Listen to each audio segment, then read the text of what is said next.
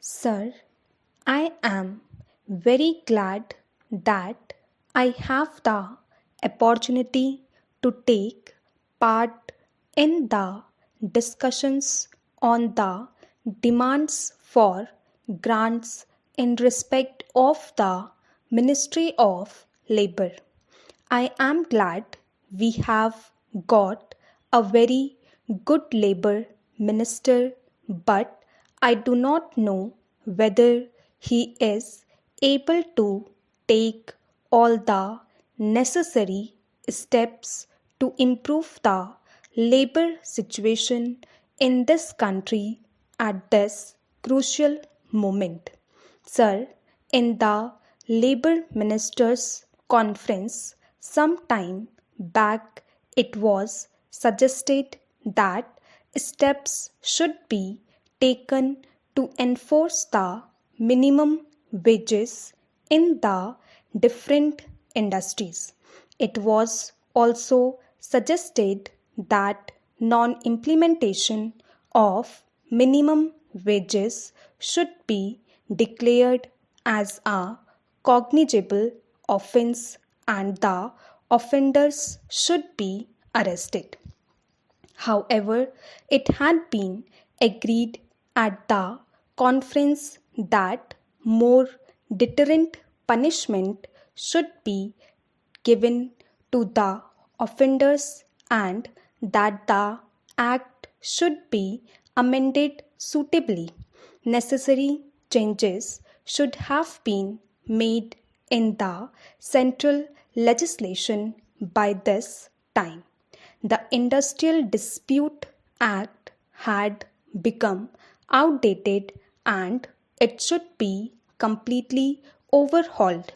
Sir, if the administration of Provident Fund scheme at various levels has to be fully advantageous to the employees, there should naturally be regional offices which could directly deal with the members of the fund who go in for advances, loans, etc.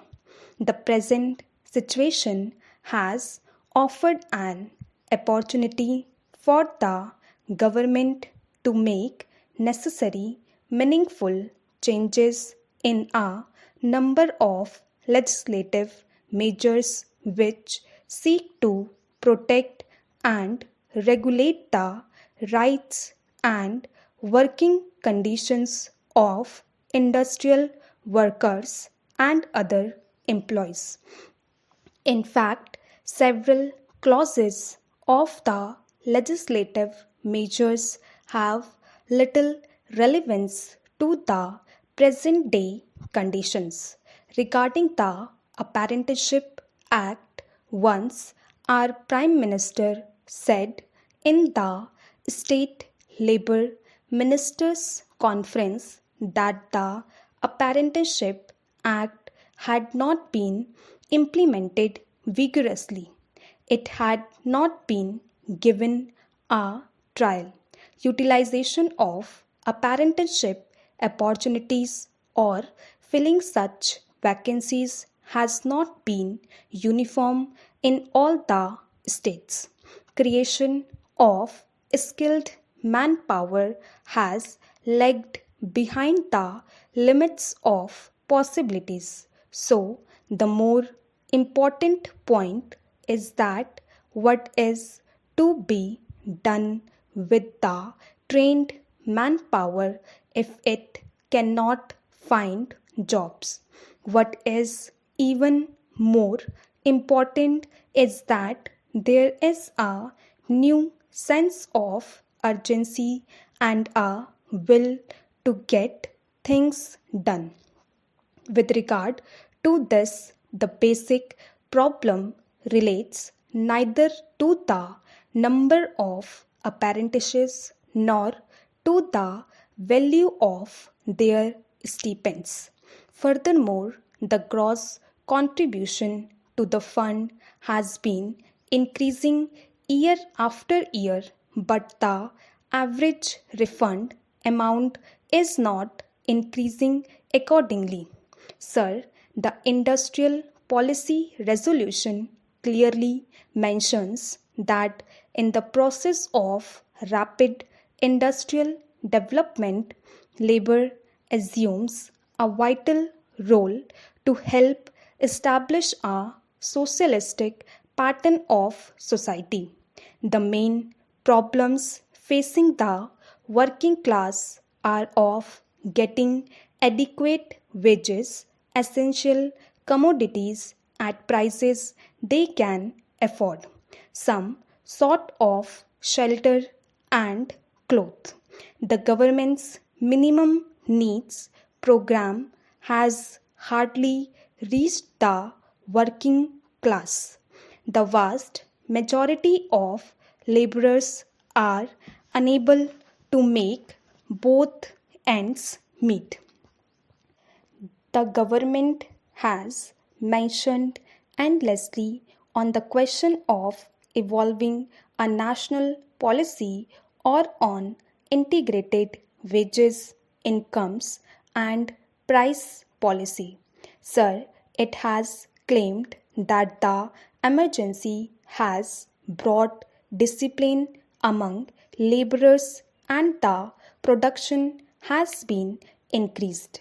Yes, it is a fact, but the laborers are forced to work and they are forced not to take part in the trade union activities. The trade union rights have been completely taken away from the labor. But, sir, I want to impress upon the minister that motivations for work should not be imposed from outside but it should come from within. A contented labor force is an asset to the development of industries. You have taken away the permitted bonus. Some time back, this parliament passed an act to fix the minimum bonus at 8.33%. But the same act was adversely amended by the same parliament some time ago. The bonus was accepted by this government as deferred wage, but the same government has reversed the conception of bonus, and this government says that bonus is not a deferred wage but it is connected with production and productivity. But what about the owners of industries? Do you know how much have they reduced in the dearness allowance of the workers nowadays? Not only that, a number of companies have been held guilty for failure to deposit the provident fund money and also for mishandling the amount due to employees. The total number employees covered by the scheme was 60 lakhs, which was subsequently increased to 70 lakhs. The gross contribution to the fund was expected to be increased, but the refund has not increased accordingly. Further, the error in default in payment by the employers on an average over a period of 5 years is increasing alarmingly.